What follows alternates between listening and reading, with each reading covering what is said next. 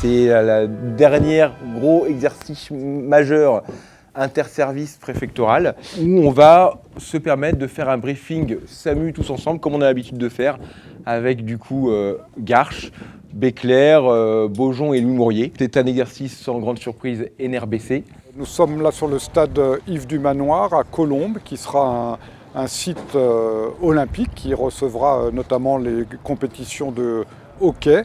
Avec des tribunes qui recevront jusqu'à 15 000 spectateurs. Donc là, on simule une explosion avec une contamination chimique dans le public qui nous impose une organisation toute particulière pour prendre en charge des victimes multiples mais qui ont la particularité d'être contaminés par un produit chimique. Et donc on met en place toute une chaîne de secours qui intègre la prise en charge de patients contaminés qu'il va falloir décontaminer. Il est important de travailler sur du NRBC parce que c'est quelque chose qui est assez rare à faire en exercice. C'est quelque chose pour lequel on n'est que sur de l'hypothèse, sur de la théorie, puisque ça ne s'est jamais passé en vrai. Et ce qui relève d'une importance primordiale sur ce type d'exercice, c'est le zonage. Il y aura une première zone où il y a les victimes qu'on appelle la zone d'exclusion, où là, seules des personnes en tenue spécifique et avec un isolement respiratoire peuvent intervenir. Mon rôle, j'étais médecin au PRV, c'est-à-dire au point de rassemblement des victimes. C'était une attaque aux organophosphorés. Si les personnes ne sont pas protégées avec les tenues que nous avions,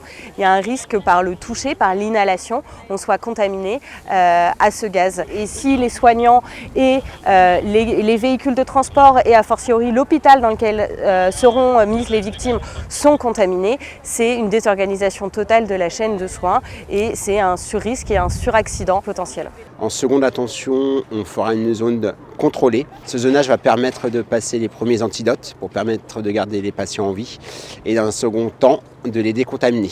En fait, il y a 8 véhicules qui ont été déployés sur un cahier des charges de l'ARS, de l'Agence régionale de santé, qui ont été déployés dans la zone de défense Île-de-France. Donc c'est tous les SAMU d'Île-de-France. C'est des véhicules qui sont issus en fait des chaînes de décontamination classiques fixes qu'il y a dans les hôpitaux.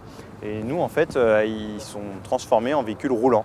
Et l'objectif, c'était de rapidement la mettre en place pour que le plus rapidement possible, on puisse doucher les gens.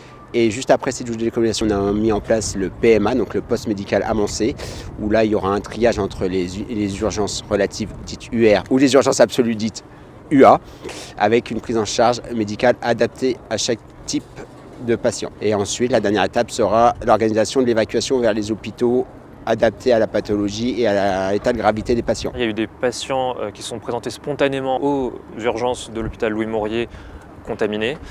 Et on a pu mettre en œuvre notre chaîne de décontamination avec l'ouverture et la mise en place de notre déconcube afin de permettre la décontamination de l'ensemble des patients. Les patients ont par la suite été orientés dans différents services, que ce soit en réanimation, en pédiatrie ou dans d'autres services.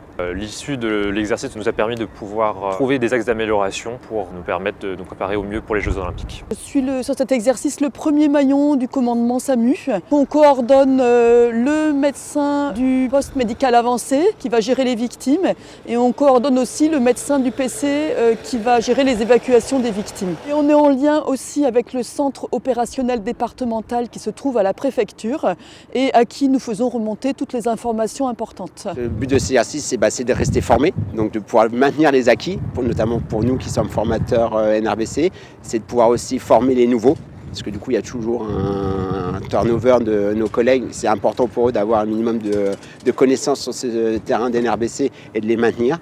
Et troisièmement, c'est, comme vous avez pu voir, c'est le travail interservice, notamment au niveau de la BSPP, pour être efficients tous les deux ensemble.